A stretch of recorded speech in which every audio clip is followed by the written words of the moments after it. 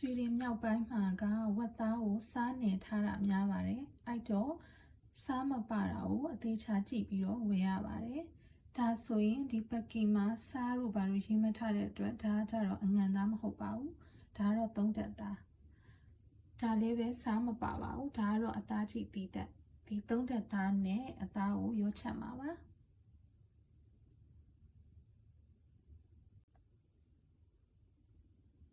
ဒါကကိုဝက်သားချက်တဲ့အခါမှာထည့်တဲ့တစိမ့်တွေပါ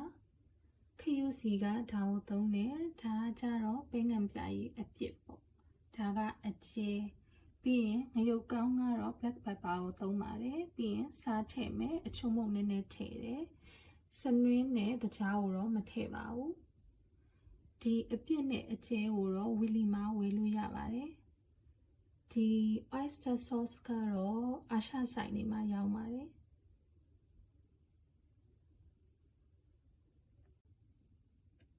ဝက်သား1 ကီလိုဆိုရင်ချစ်သွန်နီကတစ်လုံးခွဲဒါမှမဟုတ်ရင်2 လုံးထည့်တယ်ချစ်သွန်ဖြူကကြတော့အမွှာကြီးကြီးကို4 မွှာနဲ့5 မွှာအထိထည့်တယ်ဂျင်းကတော့ခက်များများထည့်ပါတယ်ချစ်သွန်အဖြူနဲ့ဂျင်းနဲ့ကိုရောထောင်းပြီးတော့ညနေအောင်ထောင်းပြီးတော့ဝက်သားနဲ့နယ်ပြီးတော့နှက်ထားမှာပါ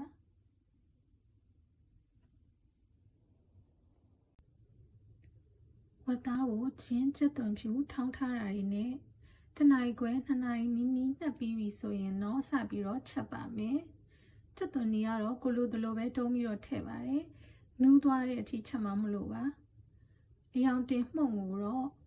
ပါပရီကာငရုတ်ပွအမှုန့်ကိုပဲသုံးပါတယ်အဆက်ကြိုက်တဲ့သူတွေကအဆက်မှုန့်ထည့်ချက်လို့ရပါတယ်ဝက်သားကလုံးပြီးချက်မှာဆိုတော့စီကိုပါတယ်ဆိုရုံလေးတစ်ဖက်ရည်စွန်းတစ်စွန်းစာလောက်ပဲထည့်ပါတယ်ပြီးတော့ရေနည်းနည်းထည့်အဖုံးအုပ်ပြီးတော့အရင်ဆုံးလုံးချက်ပါမယ်ဝက်သားကစီထွက်လာမှမို့လို့စီတွေအများကြီးထည့်စရာမလိုပါဘူး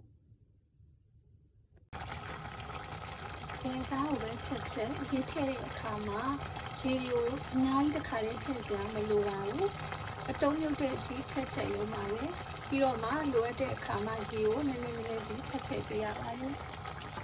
အခုကတော့အတုံးမြုပ်အောင်ရေထည့်လိုက်မယ်ဒီဝက်သားတွေကနူးညံ့တဲ့အတွက်ကြောင့်အချိန်ကြာကြီးထားပြီးတော့လည်းချက်စရာမလိုပါဘူး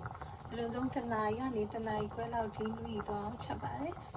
ဒါဆိုရင်အတုံးမြုပ်သွားပြီဖြစ်တဲ့အတွက်ကြောင့်အဖုံးအုပ်ပြီးတော့တင်ထားပါမယ်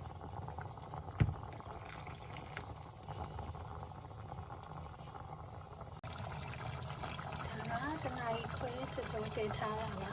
အခုချိန်က3 နဲ့ဆိုတော့အေးလေးနဲ့နှက်ထားတာပါ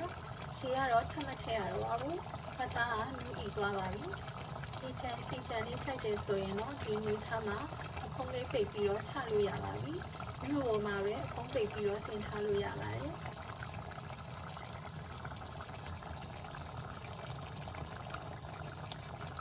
ကျုပ်ကတော့ဒါမှစားတယ်လို့ထည့်ချက်ထားတာပါမိပိတ်ပြီးတော့မြို့ပေါ်မှာ7 မိနစ်လောက်တင်ထားလိုက်တာပါဟုတ်ဆိုရင်တော့ဝက်သားကလုံးဝနှုတ်ပြီးတော့ချက်သွားပါပြီ